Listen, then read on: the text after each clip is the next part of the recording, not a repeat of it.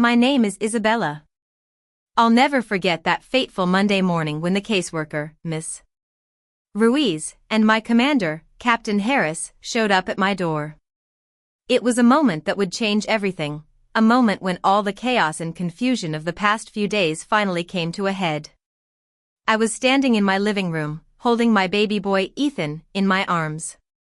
The air was thick with tension, and the silence was deafening. Linda, my mother-in-law, was standing across the room, her face red with anger and frustration. She had been ranting and raving for what felt like hours, trying to convince Ms. Ruiz that I was an unfit mother. But I knew that my carefully prepared paperwork would speak for itself. As Captain Harris stepped into the room, his uniform pressed to a knife's edge, Linda's eyes lit up with hope. She thought he was there to take me away, to prove that she was right all along. But she couldn't have been more wrong. "Sergeant Isabella," Captain Harris said, raising his hand in a salute. "I'm here to represent family advocacy and to ensure that the truth is heard." Linda's face fell, and she stared at him in disbelief. "What do you mean?" "She's the one who's unfit. She's always off playing soldier, leaving Ethan all alone." Captain Harris shook his head. "That's not what the evidence shows, Mrs. Thompson. Isabella has a valid family care plan in place, and she's followed it to the letter. The real problem here is your actions over the weekend." Linda's mouth dropped open, and she looked at me as if she was seeing me for the first time. You set this up. You're trying to make me look bad." I took a deep breath and stepped forward. "No, Linda. I'm just trying to protect my son. You came into my house uninvited, dismissed the approved caregiver, and created unsafe conditions for Ethan. You threw his crib in the trash and put him in a dangerous situation. I can't let that happen again." Linda's eyes filled with tears, and she slumped into a chair. I thought I was doing the right thing. I just wanted to help."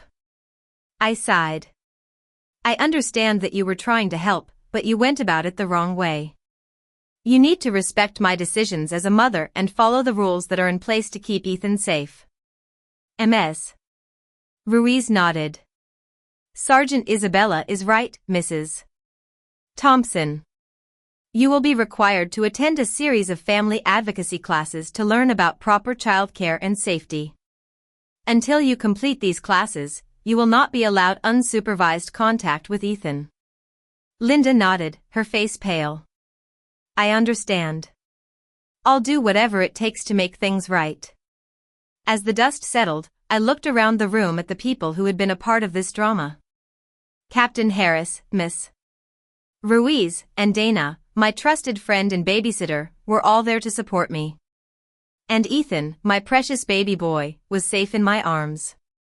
It was then that I realized how important it was to be prepared, to have a plan in place for every situation. I had spent years being careful, keeping lists and records, and it had paid off. The system that Linda had tried to use against me had actually worked in my favor, because I had followed the rules and done everything right. But it wasn't just about the paperwork. It was about standing up for myself and my son, about not letting anyone tell me that I wasn't a good mother. I was a soldier, and I was a mother, and I was proud of both. As I looked down at Ethan, I knew that I had made the right decision. I had set a boundary with Linda, and I had shown her that I wouldn't tolerate her interference in my life. And I had done it all without raising my voice or losing my temper. It was a lesson that I would never forget, a lesson about the power of preparation and the importance of standing up for what you believe in. And as I held Ethan close, I knew that I would do whatever it took to keep him safe and happy, no matter what challenges came our way. Let me take you back to the beginning, to the moment when I first realized that Linda was going to be a problem. I had joined the army at 20, looking for a way to escape the small town where I grew up. I had always been a responsible and hardworking person, and I knew that the army would give me the opportunity to make something of myself. 11 years later, I had achieved a lot. I had stripes on my sleeve, a clean record, and a beautiful baby boy named Ethan. My husband, Mark, was on a deployment overseas, so most nights it was just me and Ethan. And while it was hard at times, I wouldn't have had it any other way. I had always been a careful person, and I made sure to have a plan for everything. I had a list for feedings, a list for the sitter, and a list taped inside the kitchen cabinet for anyone who might ever need to step in. I trusted paper more than I trusted promises, because paper doesn't change its story when it's inconvenient. But Linda, Mark's mother, didn't see it that way. She had always been a bit of a control freak, and she didn't like the fact that I was in the army. She thought that being a soldier made me less of a mother, and she was always trying to tell me how to raise Ethan. At our wedding, she had told a cousin that I looked sturdy, like that was the kindest thing she could manage. And whenever the subject of Ethan came up, she would say things like, "A baby needs roots, not a duffel bag." I used to think it was just snobbery, but I soon realized that it was more than that. Linda's husband, Mark's father, had also been in the army, and he had been gone more years than he was home. And one day, he was gone for good. Linda had raised Mark alone in a house that smelled like resentment and burnt coffee. So when she looked at me, she didn't see her son's wife. She saw the uniform that had taken her husband away, and she was determined to make sure that it didn't happen to her grandson. The week of that drill, Linda called Mark's sister, Sarah, and the two of them decided that I needed support. Linda texted me all warmth and exclamation points, saying that she'd love to come stay a few days and meet Ethan properly. I should have felt grateful, but instead, the back of my neck went cold. I knew that Linda was up to something, and I didn't trust her. I told her that the schedule was already covered, but she insisted that family always finds a way. I didn't sleep well that night, and I couldn't have told you exactly why. But I had a feeling that something was going to go wrong. The next day, I got another text from Linda. "I'll just pop by to see the baby," it said. 3 dots, then a heart. My stomach turned over. I knew that this was not a good sign. I texted Dana, my friend and babysitter, right away, telling her not to leave Ethan with anyone but me. Dana sent back a thumbs up, and I locked my phone, telling myself that I was being dramatic. But I knew that I wasn't. Saturday morning came gray and early. The reserve center was about 40 minutes out past the feed store and the long flat stretch where the radio loses every station but one. Drill weekends are not optional, and they are not flexible. We had a field exercise on the schedule, which meant that phones were locked in a metal cabinet for 2 hours. No exceptions, no signal any way out where they'd put us. I knew all of that going in, and I had planned around it. Before I left, I stood in the nursery with Ethan on my shoulder, swaying the way you do without deciding to. The room was small and plain, but it was his, with his crib against the wall and the soft blanket that my mother had knit for him folded over the rail. I pressed my face into the warm spot behind his ear and breathed him in. He smelled like milk and laundry soap, and he was the most precious thing in the world to me. Dana arrived at 8 on it, and I went over the list out loud, even though she knew it cold. I told myself that the hard part was leaving him, but I was wrong.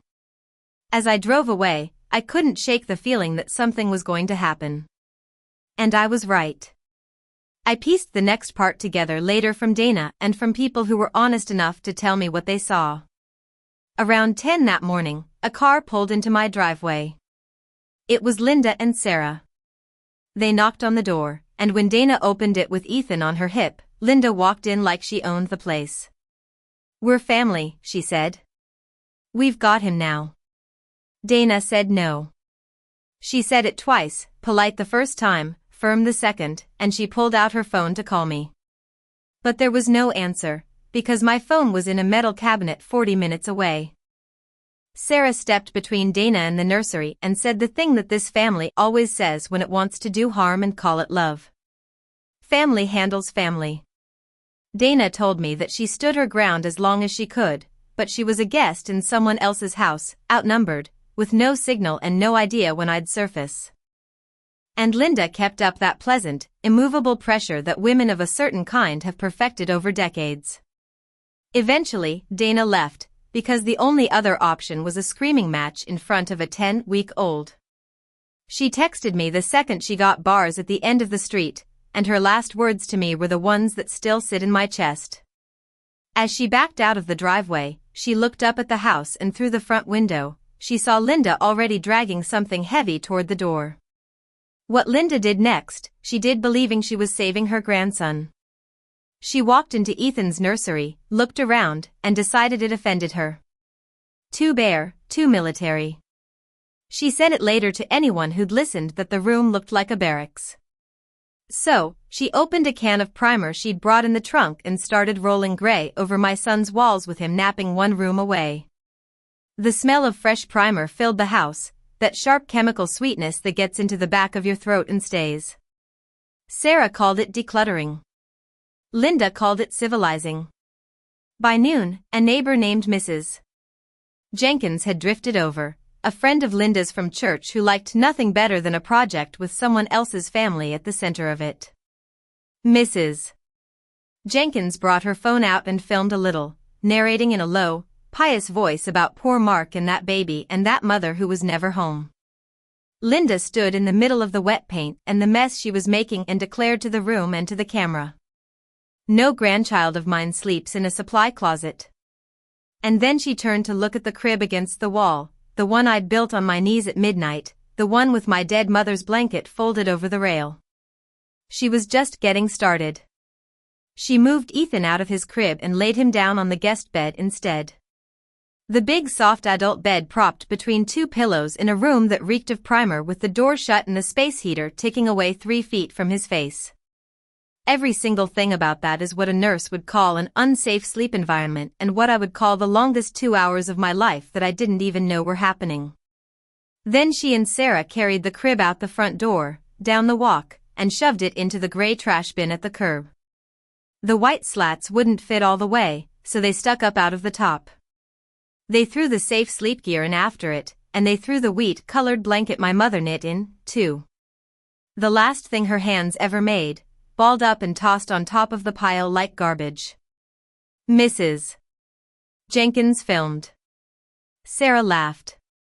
And Linda, wiping primer off her palms with a rag, looked at the mess of my son's whole little world jammed into a trash can and said the words that I'd hear repeated back to me by a caseworker before the day was out. "No army brat will ruin my son's house." She was still smiling when the knock came at the door. None of them were expecting anyone, but it was 1:30 on a Saturday, and a visit had been on my calendar for 2 weeks. The woman at the door was Miss Foster, my new parent support nurse, arriving for the home visit I'd scheduled and forgotten to cancel because there was nothing to cancel. She was a calm, broad woman in her 50s who had seen everything once and most things twice. She didn't need to come inside to start adding it up. There was a crib in the trash bin at the curb with the slats poking out. There was the smell of paint rolling out the open door. There was a strange woman with primer on her hands telling her, "There's no soldier here today. You can go." Ms. Foster asked where the baby was. Linda said he was sleeping and it wasn't her concern. Ms. Foster is a mandated reporter, which means the law does not give her the option of pretending she didn't see what she saw. She told Linda evenly that she had an obligation to report the conditions in front of her. Then she walked back to her car and she made the call that started everything. At 11:30, they unlocked the cabinet and handed our phones back. Mine lit up the second it powered on and kept lighting up. Texts from Dana stacked one on top of the other, each one worse than the last. They made me leave. "Isabella, I'm so sorry. I tried." And then a photo snapped fast through a windshield, blurry but unmistakable. My trash bin at the curb and 4 white slats reaching up out of it. I have been trained to keep my hands steady when everything in me wants to shake. That training is the only reason I didn't drop the phone. My stomach went straight through the floor, but my hands stayed flat and still, and some cold, quiet part of my brain started doing what it does best, which is making a list. Panic is a luxury. I filed it away for later. I walked, did not run, to my first sergeant, and I held up the phone so he could see the photo. I told him in plain words what I was looking at. He's a man who's watched a lot of soldiers go through a lot of bad days, and his face did something I'd never seen it do. It went to stone.